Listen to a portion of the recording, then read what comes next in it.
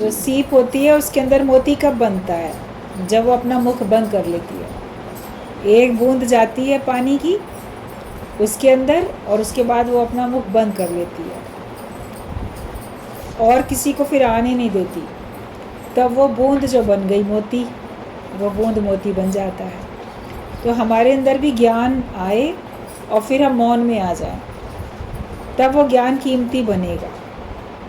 एक बार बात चल रही थी, जैसे राम शब्द बोलते हैं तो रा में पूरा मुंह खुल जाता है और माँ बोलने में बंद हो जाता है।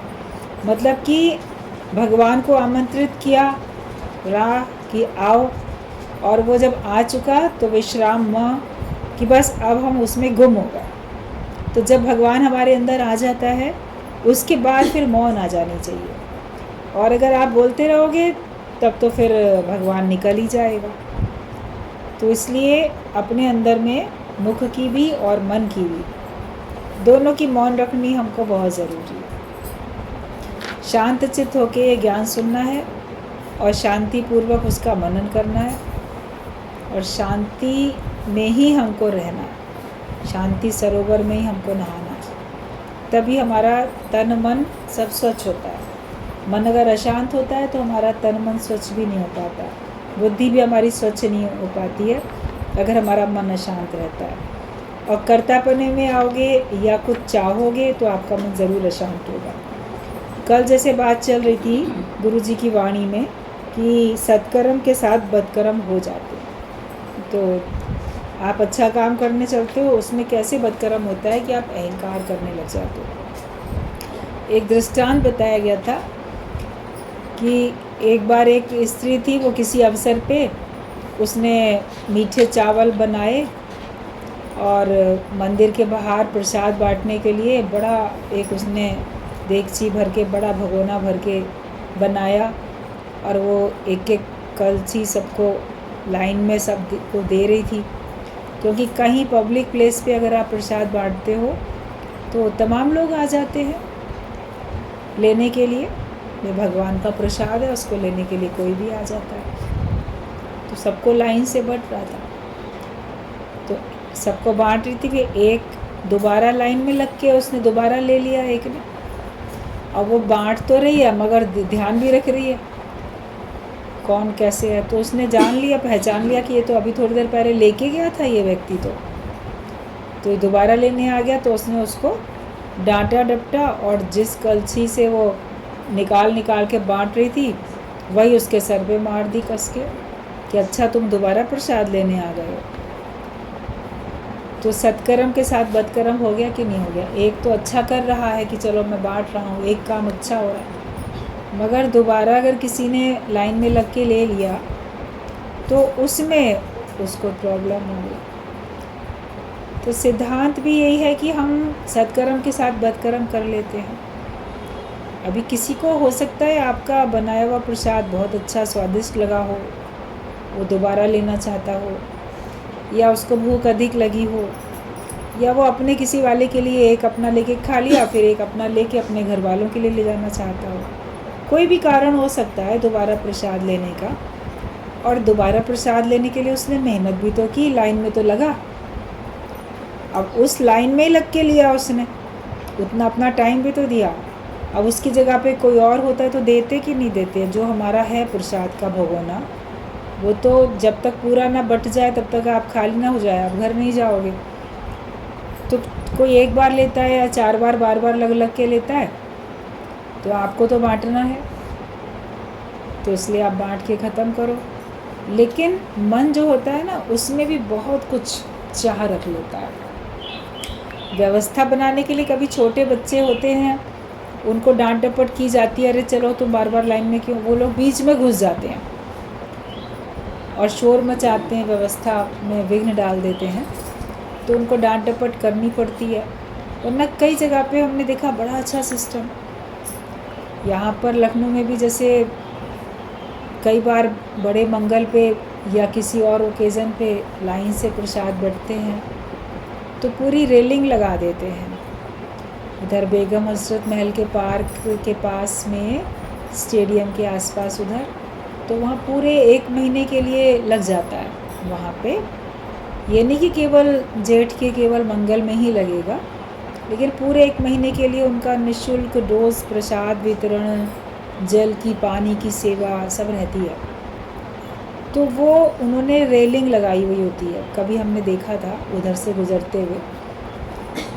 तो उसके अंदर से होके ही लाइन से लेके लोग जाते हैं और लेके दूसरे रास्ते से निकलते रहते हैं। तो बिल्कुल भी धक्का मुक्की नहीं होती, परेशानी नहीं होती और लंबी लाइन लगी रहती है। तो लोग लाइन से लेते हैं। अब उसमें कोई एक बार आएगा, दोबारा लाइन में तो लग के आएगा। आपको तो बांटने से मतलब है, तो वो नहीं देखते कौन कितनी बार ले रहा है, नहीं ले रहा है, वो अपना लाइन में लग के ले लेते हैं लोग। तो आपको अगर बांटना है तो आप निष्पक्ष भाव से बांटो। उसमें इसने दोबारा क्यों ले लिया, ये बड़ी खाने पीने की चीज़ों पे लड़ाई झगड़ा करना, बांटने पे या प्राप्त करने पे या अपने कर्म बनाना कि ये बड़ा ख़राब है, इसने 2 बार ले लिया, ये तो हमारी तो बुद्धि को दूषित करता है ये विचार। तो बदकर्म तो हो ही गया। बदकर्म से बचना चाहिए। अपने अंदर अपने मन को बिल्कुल, बुद्धि को बिल्कुल एकदम निर्मल रखो। उसमें एकदम साफ होना चाहिए, कोई भेदभाव नहीं होनी चाहिए। सब में अपना आप देख के काम करो। अपने घर में परोस रहे हो तो जो अपना मित्र होता है, संबंधी, प्रियजन होता है, उसको तो आग्रह करके बार बार भी देते हो। अरे नहीं, एक पूरी और ले लीजिए, अच्छा एक कचौड़ी और ले लीजिए, अच्छा एक ये और ले लो, मीठा एक और ले लो। कैसे प्यार से परोसते ही हैं घर में। तो बाहर भले आप आग्रह नहीं कर रहे हो, अगर आप पब्लिक प्लेस पे बांट रहे हो तो आपको बड़ा धीरज का साथ अपना रखना पड़ेगा। अधीरज होके आप काम नहीं कर सकते। पब्लिक डीलिंग एक बहुत बड़ी चीज़ होती है, उसमें अगर आप पास हो गए तो आप पास हो, वरना इरिटेट होता है व्यक्ति। कर्म तो अच्छा करने जाता है, तो वहाँ से जब वापस लौटता है तो मन खिन्न होकर लौटता है। अक्सर तीर्थों में बड़ी अव्यवस्थाएं होती हैं, मंदिरों में बड़ी अव्यवस्थाएं होती हैं।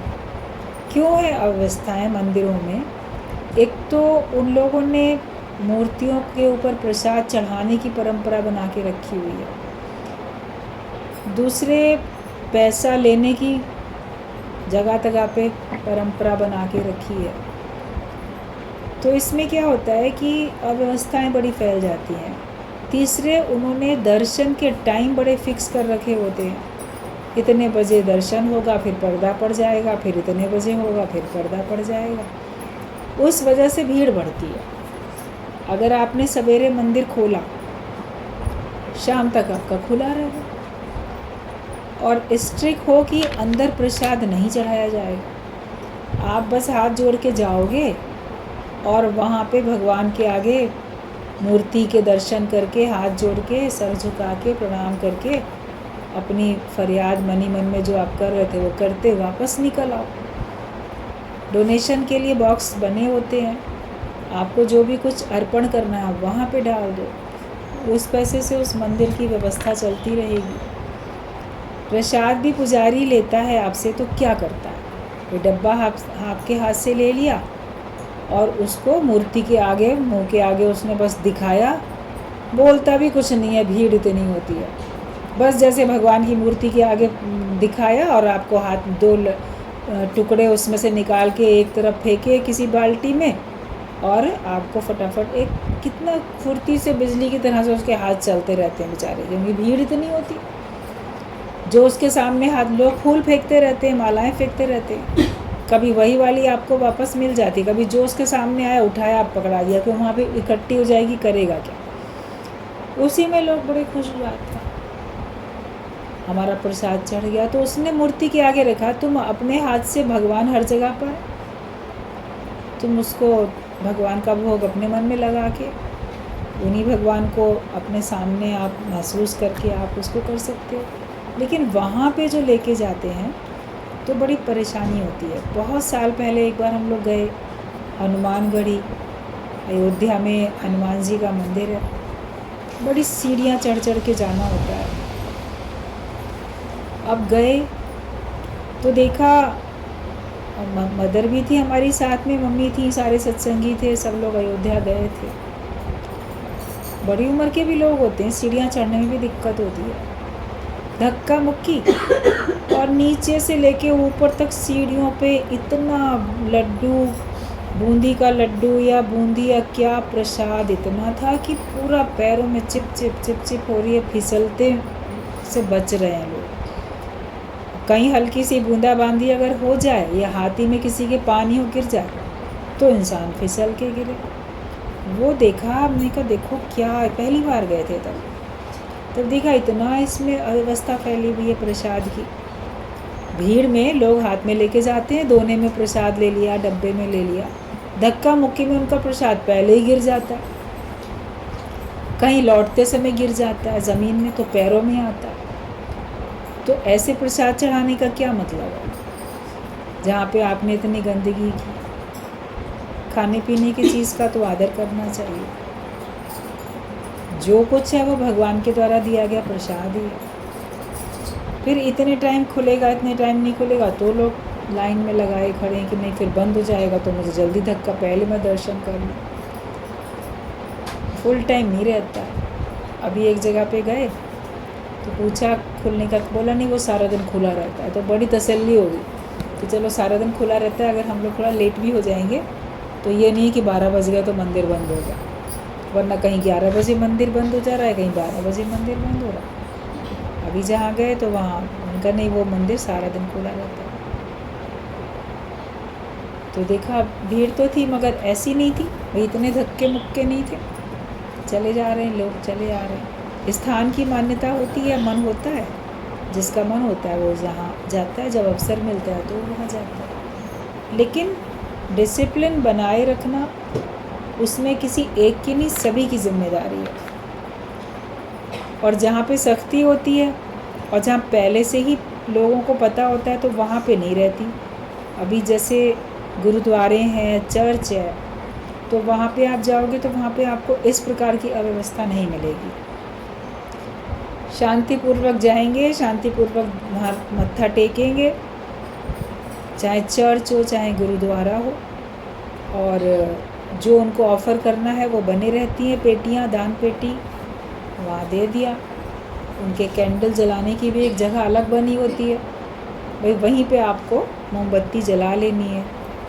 कहीं कहीं मंदिर में भी हमने देखा है दिया जलाने की, धूप और अगरबत्ती जलाने की एक अलग जगह बनी होती है, कहीं नारियल फोड़ने के लिए एक अलग जगह बनी होती है। तो वहाँ पे थोड़ी साफ़ सफाई रहती है, और जहाँ पे सब वहीं होता रहता है तो पैरों में बड़ी किचकिच होती रहती है। अंधविश्वास से हमको बचना है, विश्वास रखना है, देखा देखी कर्म नहीं करने हैं, लेकिन हमको भगवान में पूरा विश्वास रख के चलना है। और पत्थर में तो हरी दिखे, इंसान में देख ना पाया। पत्थर में, मूर्ति में दिख जाते हैं भगवान, मगर इंसान में नहीं दिखते हैं। ऐसी निगाह बने कि हर जगह हम भगवान को ही ध्यान, हर जगह हमको भगवान ही भगवान दिखें। जड़ चेतन हर एक में परमात्मा तेरा ही वास है, तू ही है, ये हमारा पक्का हो जाए तो फिर आपकी पूजा, आपका प्रसाद बांटना भी सही है। मनुष्य कर्म भी ज़रूर करता है और अहंकार भी करता है। आप देखो करता भी ज़रूर है, किए बिना रह नहीं सकेगा, मगर फिर वो उसका अहंकार भी करेगा। कर्म किए बिना रह नहीं सकता। अगर किसी को सज़ा देनी हो तो उसके कर्म छुड़ा दो, अज्ञानी उसी से ही दुखी हो जाएगा कि नहीं नहीं तुम्हें अब काम नहीं करना है, तो बड़े दुखी हो जाएंगे। कई बार कर्म में इतने आसक्त हो जाते हैं सब लोग, अगर उनके हिस्से का काम कोई और करता है, नहीं नहीं आप बैठो हम कर लेंगे, तो उनको लगता है जैसे हमको पनिशमेंट मिल गई है कि अरे अब मेरे से क्यों मना करते हैं काम करने के लिए, मैं क्यों अच्छा नहीं करता क्या, या मैं गलत करने लगा, या क्या फलाना व्यक्ति मेरे से अच्छा करता है तो उसको दिया जा रहा है काम या सेवा दी जा रही है। तो कर्म अगर छुड़ाओ किसी से तो कर्म छोड़ना भी कोई नहीं चाहता, कर्म करके उलझता भी है।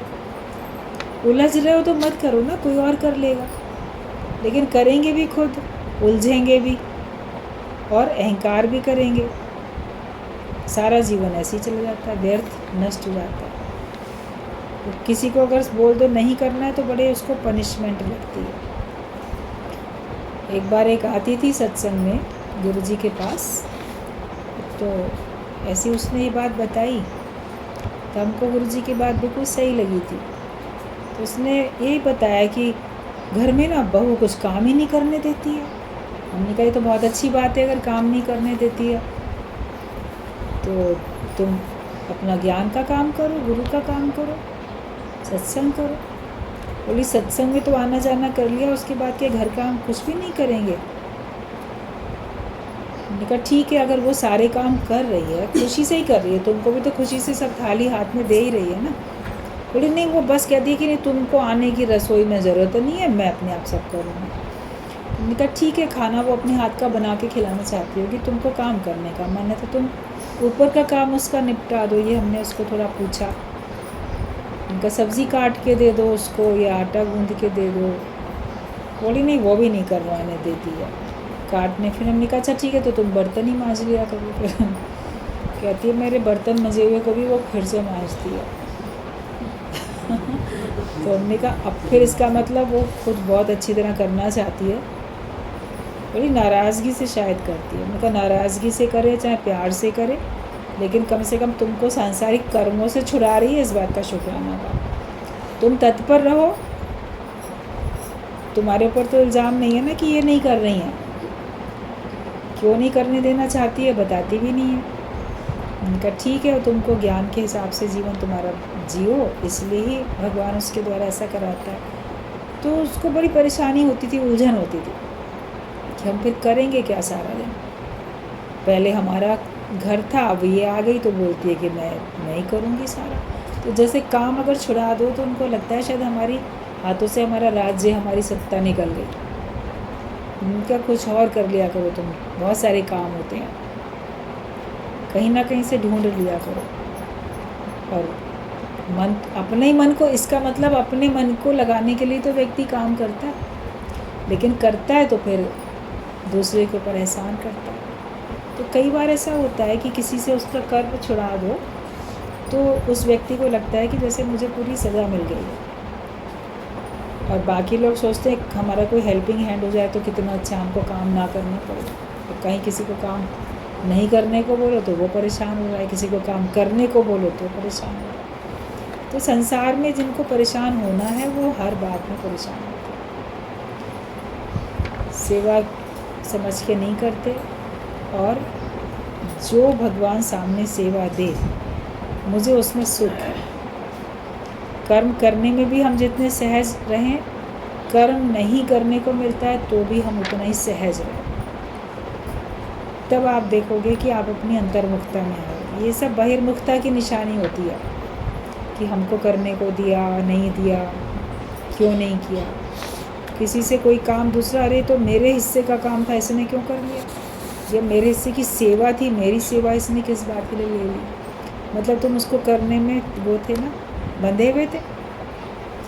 गुरुजी का तो कहना होता था कि अगर तुम रोटी बना रहे हो, घर में खाना बन रहा है, तुमने रोटी बनाई, लास्ट में 2 रोटी बच गई अभी बनने से, तब तक तुम्हारे घर का कोई और जो व्यक्ति है या कोई मेहमान है या परिवार का कोई और है, वो आके आपसे कहता है चलो चलो अब बाकी ना रोटी मैं बना देती हूँ, आप तब तक कुछ और काम करो। तो हर एक की एक आदत होती है, अरे नहीं नहीं अब बस 2 ही तो रोटी बची, मैं कर रही हूँ, सारी मैंने बनाई है, 2 भी मैं बना लूँगी। नहीं नहीं मैं बना रही हूँ, तुम अपने हाथ मत करो, इसमें मैं कर रही हूँ।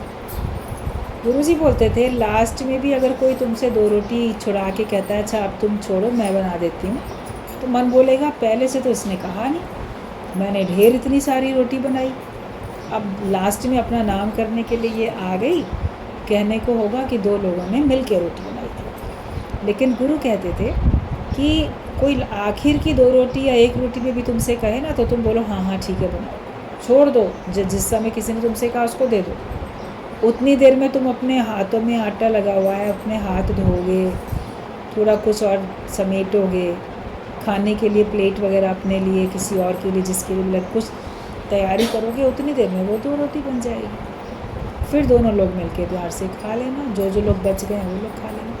मतलब कर्म अगर कोई तुमसे अंत में भी ज़रा सा काम रह गया है तो भी अगर कोई छुड़ाता है, उसको भी तो पता है ना 2 ही रोटी बची हैं, बनाने को क्या उसको नहीं मालूम है? उसको भी मालूम है, लेकिन फिर भी अगर वो कह रहा है कि चलिए चलिए आप हटिए, अब मैं बनाती हूँ, तो बोलो हाँ हाँ ठीक है। उतने प्यार से तुम भी कह दो हाँ ठीक है चलो तुम बनाओ, तुम्हारे हाथ की रोटी भी अच्छा है, हम खाएंगे, हमारे हाथ की सब ने खाई, हम तुम्हारे हाथ की जो रोटी है नहीं खाएंगे। प्यार होना चाहिए ना। और इरिटेट मत हो जाओ किसी भी बात से, कभी भी उलझो नहीं, वरना व्यक्ति हर छोटी छोटी बात में उलझता भी है और उसके कारण से दूसरों को भी उलझन होती रहती है। तो हम अगर कोई हमसे कर्म छुड़ाए तो हमें उसमें दुखी नहीं होना है। कभी प्रकृति तुमसे कर्म छुड़ा लेती है, तो ज्ञानी से कर्म छूट जाते हैं तो भी वो नहीं परेशान होता, और ज्ञानी के ऊपर कर्म आके लद जाते हैं तो भी वो परेशान नहीं होता। कभी किसी भी कारण से आपके सारे काम पूरे हो गए, आपकी बड़ी स्मूथ लाइफ चल रही है, अचानक कोई ऐसी घटना घट जाती है कि आपको फिर से कोई बिज़नेस करना पड़ता है, कोई नौकरी करनी पड़ती है, पैसा कमाने के लिए कुछ कार्य करना पड़ता है, या घर के कोई काम आपको फिर से करने पड़ते हैं, तो फिर उलझोगे। अभी घर में सब लोग हैं, मान लो किसी भी कारण से वो लोग कहीं अलग हो जाएं, अलग चले जाएं, फिर तुमको करना पड़ेगा। तो अब तो हमारी आदत छूट गई थी काम करने की, अब हमें करना पड़ रहा है। ठीक है, भगवान ने सत्ता ताकत दी है तो कर ले रहे हैं, नहीं कर लेंगे, नहीं हो पाएगी तो कोई और व्यवस्था बन जाएगी। जब तक श्वास है तब तक ग्रास तो भगवान तुमको देगा ही देगा। अपने अंदर के भाव अच्छे रहो, भगवत भाव में रहेंगे, प्रेम के भाव में रहेंगे, तो फिर हम उलझेंगे नहीं कभी। बात को समझ जाओ। तुम यहाँ भी आधे में सुनकर चले जाते हो। सारा दिन कुछ ना करना बड़ा कठिन है। आधी बात सुन के ही चला जाता है व्यक्ति, पूरा ज्ञान भी नहीं सुनता, अधूरा ज्ञान सुन के अधूरा ज्ञान लेके जाता है। या किसी को कोई बात बता रहे थे, उसकी पूरी बात नहीं सुनेगा, आधी बात सुन के आधा काम उतना समझ लिया और करने निकल गया। वो उसके आगे भी कुछ कहना चाह रहा है कि ये काम ऐसे नहीं ऐसे करना और इसके बाद ऐसे कर लेना। तो किसी की बात पूरी तो सुनो। जब कोई तुमसे बात करता है तो उसका पूरा आखिर तक सुनो, वरना ज़रा सा सुन के रिएक्ट भी करते हैं। किसी के मुख से शब्द कुछ निकलना शुरू हो गया तो उस पर रिएक्ट भी करेंगे और परेशान भी होते हैं, और फिर अकर्ता भाव में नहीं आते। राम तीर्थ को किसी ने कहा, आप सारा दिन क्या करते रहते हैं? तो उन्होंने ज्ञान का जवाब दिया बड़ा अच्छा। बोले, मैं सारा दिन कुछ ना करने में लगा रहता हूँ।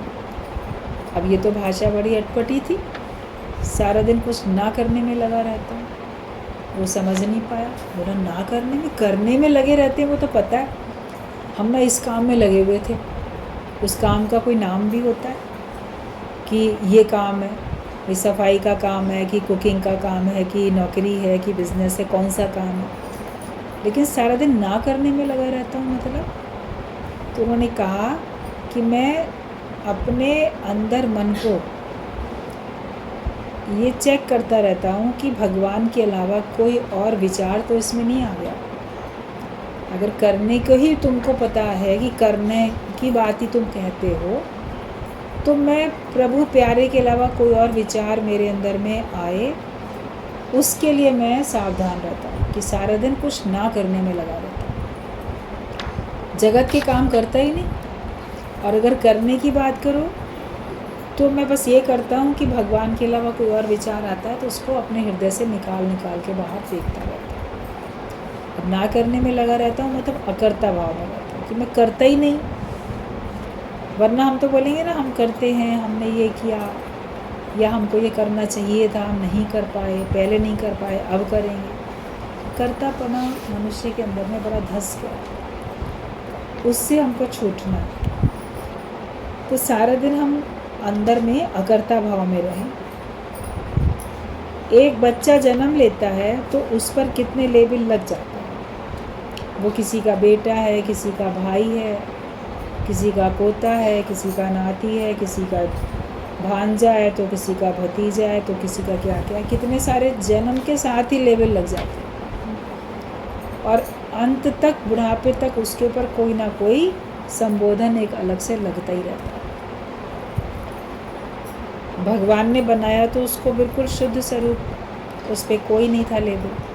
माया के कार्य करने के लिए उसको उसका नाम भी उसके ऊपर पड़ता है पुकारने के लिए, फिर वो नाम अपने को मानता रहता है और उसके ऊपर इतने संबंध पक्के हो जाते हैं, वो अपने को किसी का कुछ संबंधी मान के बना रहता है उसमें।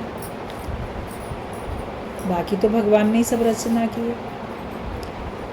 वापस अपने सारे लेबल हटाते जाओ, ना मैं किसी का ना कोई मेरा, और है तो आत्मा और परमात्मा का एक संबंध है, और जैसे मैं हूँ वैसे ही सब है, सब मेरा अपना आप है, सब प्रभु का ही रूप है। इस तरह से अपने आप को वापस अकर्ता भाव में व्यक्ति ला सकता है। वरना कुछ बनोगे तो कुछ करोगे भी, जब कुछ बनोगे नहीं तो कुछ करोगे भी नहीं। भगवान की प्रकृति अपने आप चल रही है, धरती अपने आप घूमती है, सूरज चांद तारे अपने आप घूमते रहते हैं ऑटोमेटिक, समय से मौसम बदलते रहते हैं, समय से सब होता रहता है, बीज डलते रहते हैं, पौधे बनते रहते हैं, पेड़ बन जाते हैं, फल निकलते रहते हैं, सब आपको मिलते रहते हैं। समय से देखो सब फसल भी होती रहती है। आपका शरीर भी कैसे भगवान ने रचना कर दी। अभी जैसे गुरुजी बोल रहे थे कि ऊपर का एक कवर समझो स्किन का अच्छा सा मढ़ दिया, अंदर तो कितना क्या क्या है इसमें, कितनी तरह की इसमें छोटी आंत तो बड़ी आंत। भाई हम खाना खाते हैं तो कहीं तो खाली जगह है ना, एक नली बनी हुई है जिसमें जाता है भोजन की, खाने की नली, फिर जाता है पेट में, अमाशय में, फिर कहाँ वेस्ट जो आपके शरीर से बाहर निकलना होता है उसके लिए अलग नली बनी, उधर चला जाता है, वहाँ से बाहर निकल जाता है। पूरे में हड्डियाँ, नसें, नसों के अंदर खून बहता है, फिर कितनी बारीक बारीक जाल नर्व्स का बना हुआ है, उनमें खून नहीं होता है, तो वो कैसे पूरे शरीर को बैलेंस में रखती हैं। सारी नर्वस सिस्टम, नर्व जो होती हैं, कितना अलग अलग से भगवान ने कैसे सांस लेने के लिए लंग्स हैं, फेफड़े, वैसे देखो तो अंदर का सिस्टम कितना ऑटोमेटिक है, वो सब अपना काम अपने आप कर रहे हैं। बाहर से भी आपकी आँखें, कान, सब जो अंग दिए हुए हैं वो अपना कार्य कर रहे हैं। आप उनके देखने वाले दृष्टा बनो, उनसे कार्य लेने वाले बनो, उनसे अच्छा कार्य लेने वाले बनो। ये सब एक कितना सुंदर भगवान ने यंत्र, मशीनरी ये हमको दे दी, जिसके ज़रिए हम काम करते रहते हैं। एक बार बात चल रही थी कि धन से भी अधिक रक्षा आपको अपने शरीर की करनी चाहिए, क्योंकि शरीर खराब हो जाएगा तो धन इसकी रक्षा कर नहीं पाएगा। शरीर सही होगा तो अपने धन की भी रक्षा आप कर सकते हो। तो अपने स्वास्थ्य का, अपने शरीर का भी तो ध्यान दें और इसको सही रखें जिससे हम सही काम कर सकें। इसको सही रख के गलत काम नहीं करो, जिस कार्य के लिए मिला है वही कार्य करो। सोने का थाल आपको मिला तो सोने के थाल में कूड़ा कचरा नहीं उठाओ, सोने के थाल में तो हीरे मोती रखे जाएं, या सोने के थाल में आप भोजन किसी को परोस के दोगे खाने के लिए या खुद खाओगे, उसका उपयोग अलग है ना। सोने के थाल का उपयोग कूड़ा कचरा उठाने के लिए थोड़ी होना चाहिए। तो शरीर इतना कीमती है सोने के थाल की तरह, तो इससे बिल्कुल निकृष्ट कार्य थोड़ी करने चाहिए। इससे काम भी तो उतना कीमती करो जितना कीमती है शरीर है। उच्च कोटि का कार्य हमको करना चाहिए। वो हमको समझ गुरु के ज्ञान से मिल जाती है, सत्संग में आके मिल जाती है कि हम कौन सा काम करें, कौन सा काम नहीं करें। ना करने योग्य कर्म से अपने को बचाते चले जाओ। जो करने योग्य कर्म है सिर्फ हमको वही करने हैं। गुरु हमसे सारे कर्म छुड़ा देता है, यहाँ तक कि गुरु मंत्र भी जपने को नहीं देता कि लो तुम ये मंत्र ले लो तो जपो।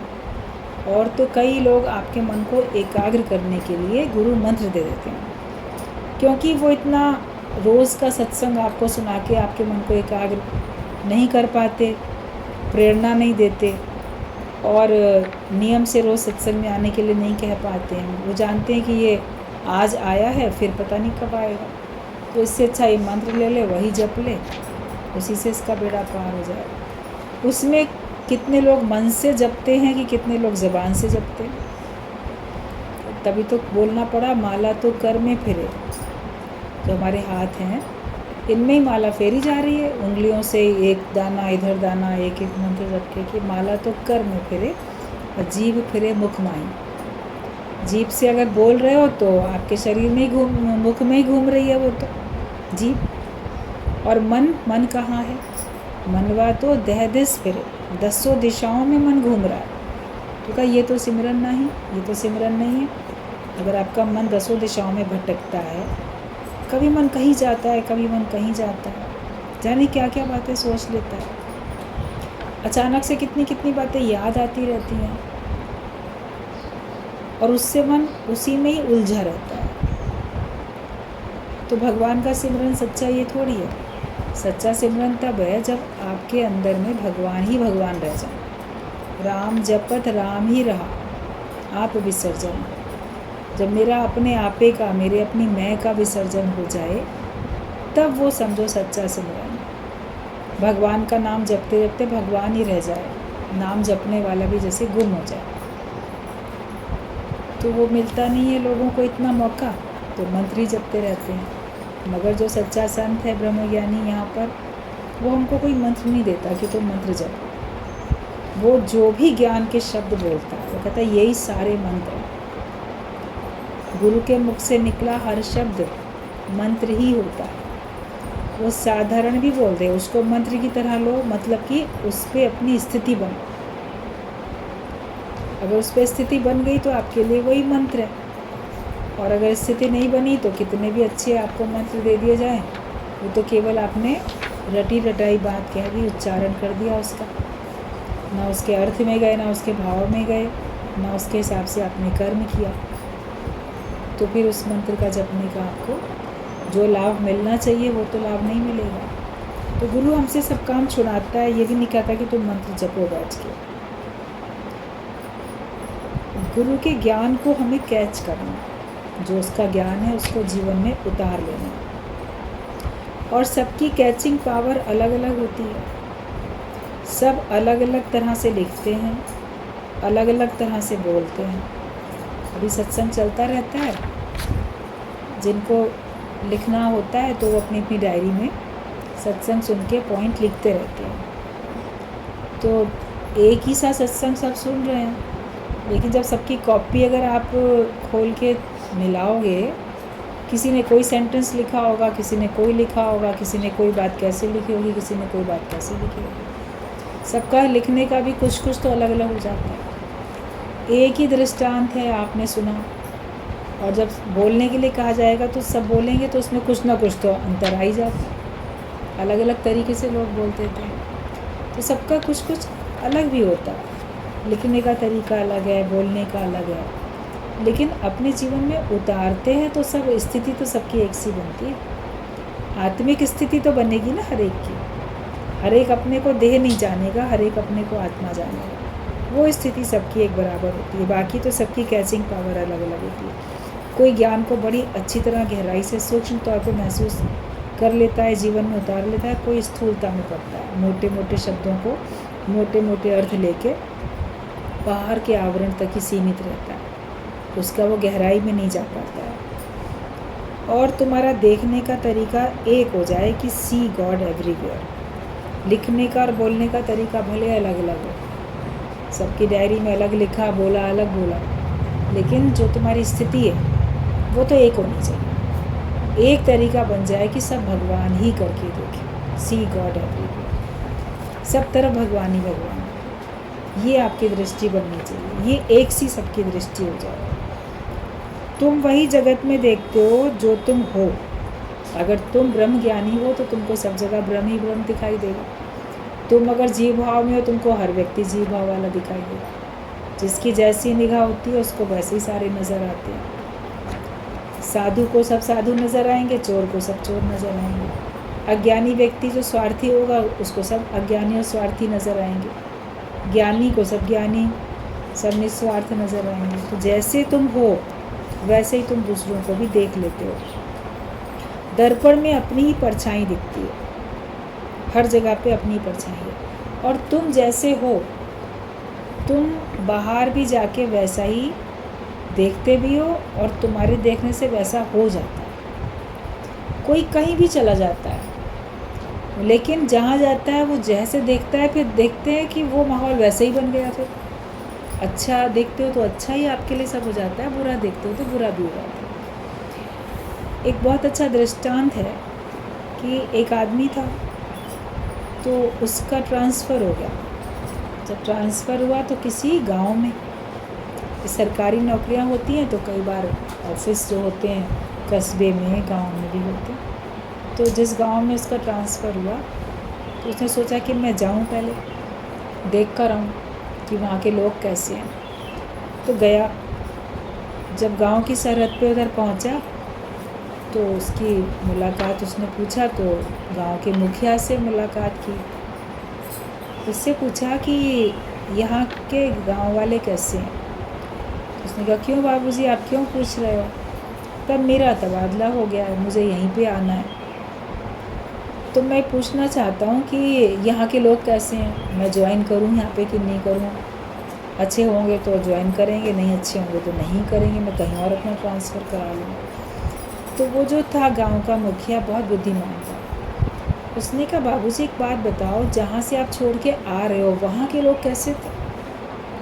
बोला, अरे वहाँ के लोग तो बहुत ख़राब थे, ऑफिस में भी इतना ख़राब माहौल था, सब कोई नहीं, लड़ाई झगड़े वाले, और जहाँ मैं रहता था वहाँ भी लोग बड़े ख़राब लोग थे। मैंने तो शुक्र मनाया कि मेरा ट्रांसफ़र हो गया, कम से कम उस पड़ोस से और उस ऑफिस से मेरा छुटकारा हो। बहुत ख़राब लड़ाई झगड़े वाले झगड़ालू लोग थे। तो यहाँ कैसे? तो वो मुखिया कहता है, अरे बाबूजी, यहाँ के लोग भी बड़े झगड़ालू हैं, बड़े ख़राब हैं, यहाँ भी वैसे ही हैं जैसे तुम छोड़ के आ रहे हो। बोला, अच्छा, यहाँ भी अगर वैसे हैं तो मैं फिर यहाँ नहीं ज्वाइन करूँगा, मैं अपना कहीं और करा लूँगा ट्रांसफ़र, और आपने अच्छा किया मुझे बता दिया। वो कह के चला गया। थोड़ी देर के बाद में एक दूसरा आदमी भी आया, ट्रांसफ़र उसका भी हुआ था उसी गांव में। कई बार 3-4 अलग अलग ऑफिस या एक ही ऑफिस में अलग अलग पोस्ट भी होती है। उसने भी वही सवाल किया कि पहले ज्वाइन करने से पहले देखने आया भी यहाँ पे कैसा माहौल है, कैसे लोग हैं। उससे भी वही सवाल किया मुखिया ने कि जो जगह तुम छोड़ के आ रहे हो वहाँ कैसा था? तो कहता, अरे वहाँ तो बहुत अच्छे लोग थे, जिस शहर से मैं आ रहा हूँ ऑफिस में भी सब इतने अच्छे लोग थे, मेरे पड़ोस में भी सब इतने अच्छे लोग थे। मेरे तो तबादले से, ट्रांसफ़र से सब बेचारे बड़े दुखी थे, बहुत परेशान थे। मेरा भी उसमें उनको छोड़ने के आने का मन नहीं, लेकिन नौकरी सरकारी है, अब ट्रांसफ़र हो गया तो जाना ही पड़ेगा। वहाँ के लोग बहुत ही अच्छे थे।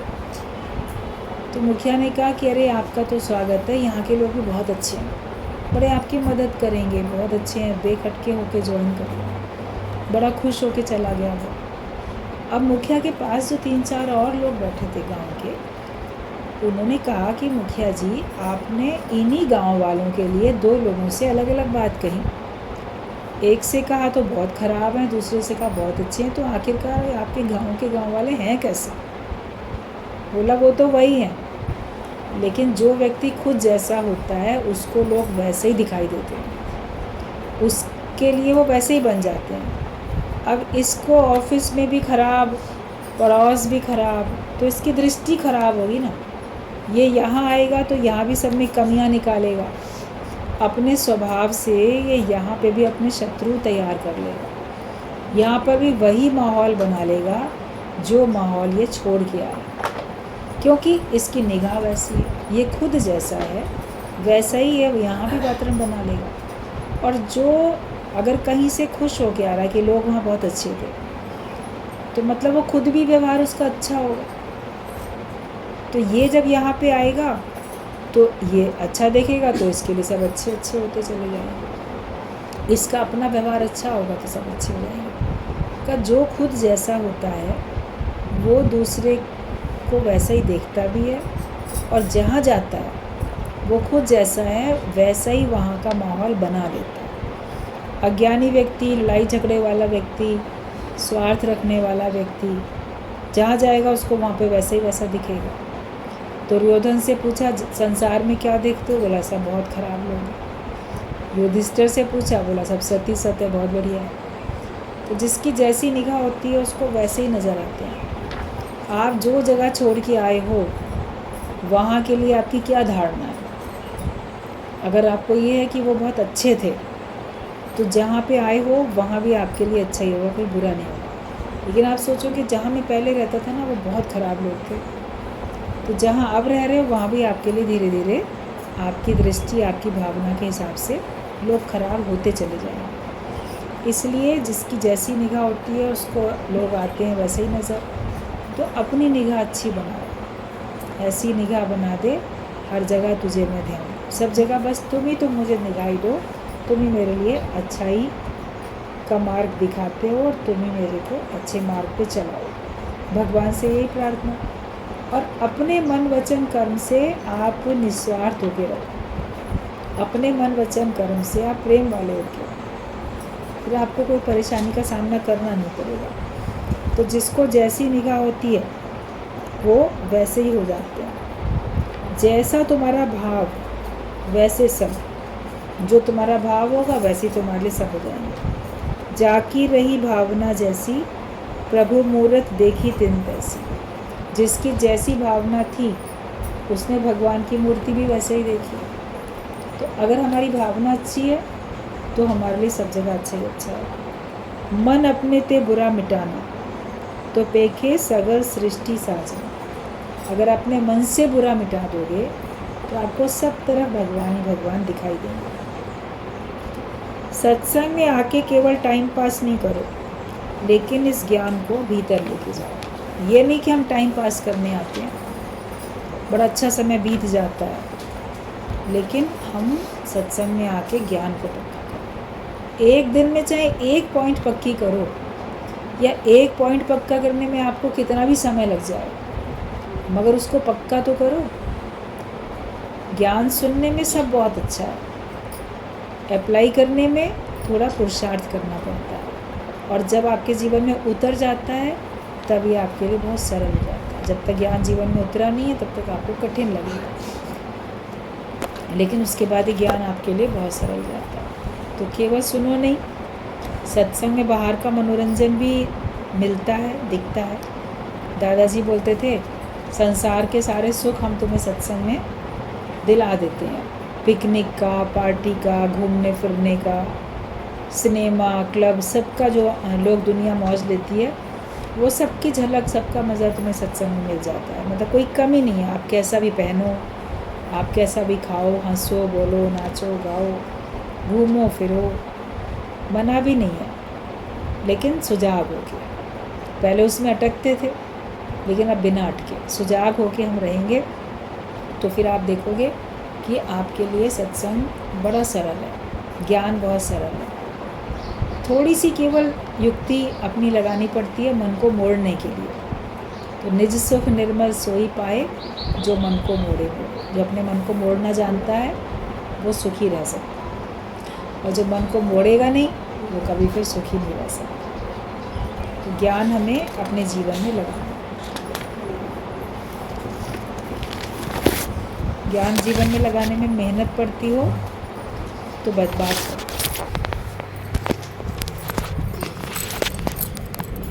ये जो प्रश्न बन जाते हैं कि हमको